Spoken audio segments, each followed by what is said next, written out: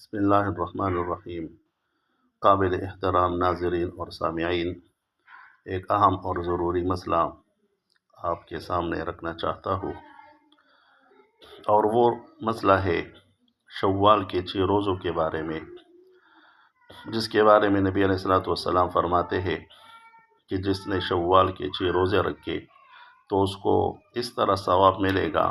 جیسے پورا سال آدمی روزے رکھے۔ لیکن اس سے پہلے ایک اہم اور ضروری بات ہو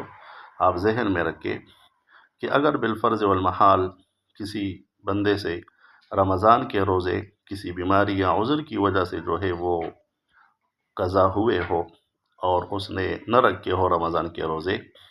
تو سب سے پہلے اس کے لیے ضروری ہے کہ رمضان کے وہ روزے رکھے جو اس نے نہ رکھے ہیں رمضان کے درمیان کسی عذر وغیرہ کی وجہ سے،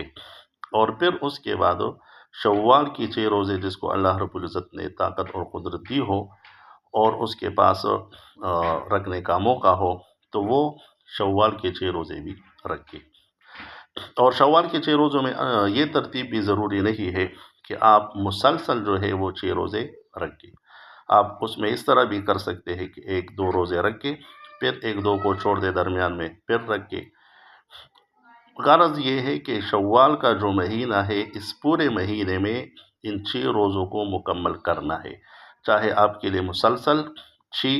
روزے بالکل رکھنا آسان ہو تو اس طرح رکھے، اگر مسلسل 6 روزے رکھنا آسان نہ ہو اور درمیان میں آپ کسی روزوں کو چھوڑ دے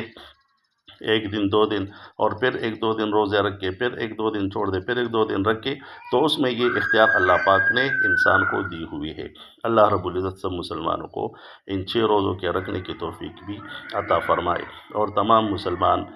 بھائیوں بہنوں کی جتنی بھی شرعی حاجات ہے اللہ رب العزت ان کو اپنے غیب کے خزانوں سے پوری فرما دے، بالخصوص ان بھائیوں کے